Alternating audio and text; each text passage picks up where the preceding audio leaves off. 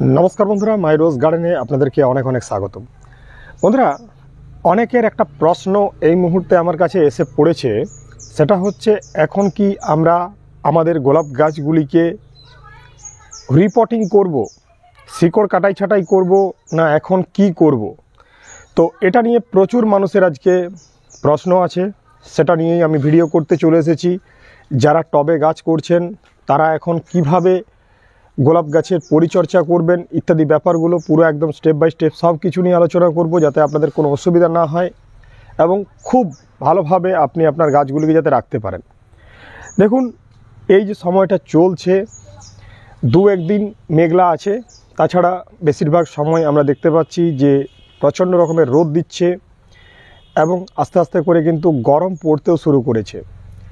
এই সময় আমরা কেউই গোলাপ গাছে রিপোর্টিংয়ের যে ব্যাপারটা থাকে, অর্থাৎ মাটি সদ্য গাছটিকে বার করে নিয়ে আসা, তারপরে 30% মাটি মানে পুরনো যে মাটি থাকে সেই মাটিকে বাদ দেওয়া, মানে কিছুটা শিকড় বাকড় ছাড়িয়ে নেওয়া, তারপরে আবার নতুন মাটি তৈরি করে গাছকে সেট করা, এই যে ব্যাপারটা থাকে এই রকমভাবে কিন্তু আমরা কেউ এখন রিপোর্ট করতে পারবো না।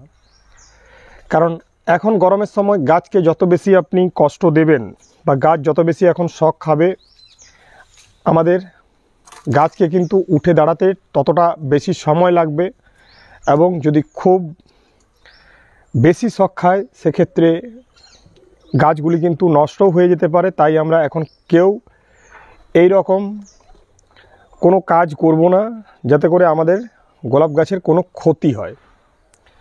এখন জাস্ট আমাদেরকে কয়েকটি কাজ করতে হবে, জাস্ট কয়েকটি হাতে গোনা কাজ, যে কাজগুলো আমরা করতে পারি, কোনো অসুবিধার কিছু হবে না। সেটা হচ্ছে আমরা গাছে এখন হালকা করে ধার থেকে মাটি তুলে নিতে পারি, ঠিক আছে, এবং তার পরিবর্তে নতুন মাটি অ্যাড করতে পারি।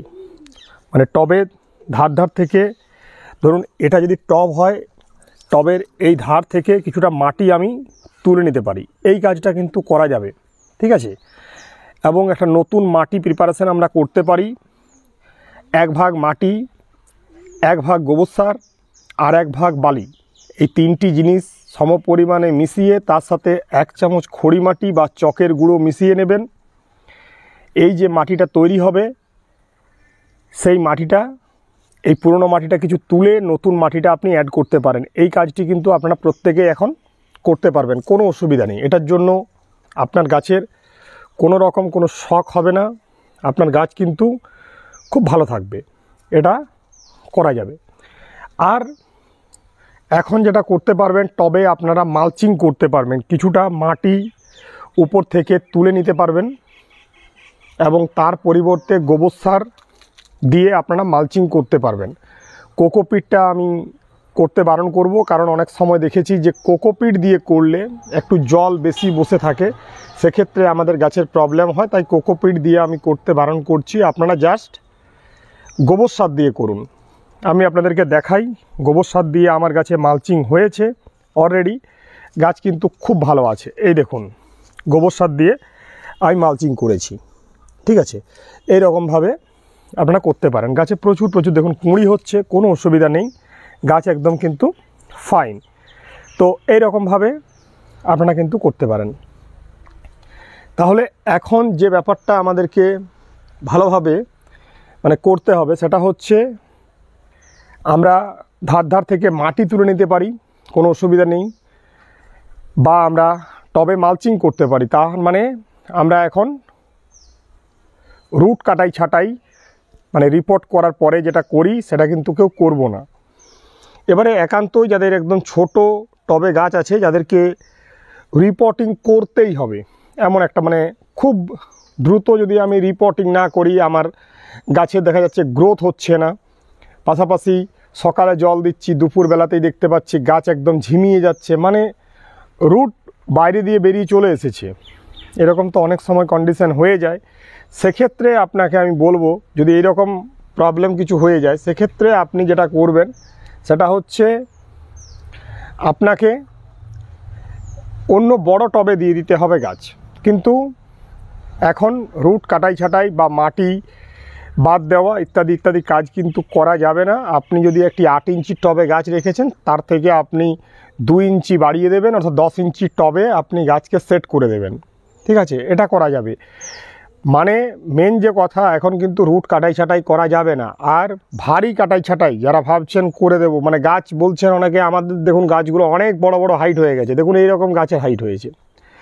এবারে অনেকে বলছেন যে এই এত বড় বড় ডাল আমি রাখবো না, আমি কেটে দিতে চাই।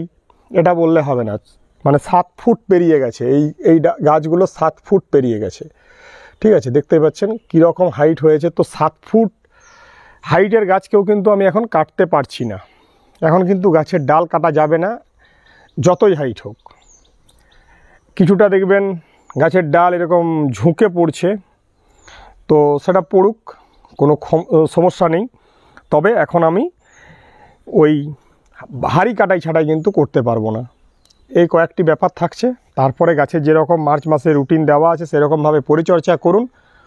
খুব শীঘ্রই মালচিং এবং প্রুনিং ইত্যাদি নিয়ে একটা ভিডিও নিয়ে আসবো, কারণ এখন একটা প্রুনিং করা যাবে, সফট প্রুনিং কীরকমভাবে কী করতে হয় সেটা নিয়ে আমি একটা পরের পার্টে ভিডিও দেবো, যাতে করে আপনাদের কোনো সমস্যা না হয়। ঠিক আছে, তো প্রত্যেকেই ভালো থাকবেন বন্ধুরা, গোলাপ গাছগুলিকেও খুব ভালো রাখবেন। আর আপনাদের গোলাপ গাছ বা অন্যান্য গাছপালা নিয়ে যা কিছু সমস্যা হচ্ছে কমেন্ট সেকশানে কমেন্ট করে দেবেন, প্রত্যেকটি কমেন্টের কিন্তু আপনারা উত্তর পেয়ে যাবেন। ধন্যবাদ বন্ধুরা, প্রত্যেক ভালো থাকবেন, আজ এটুকুই।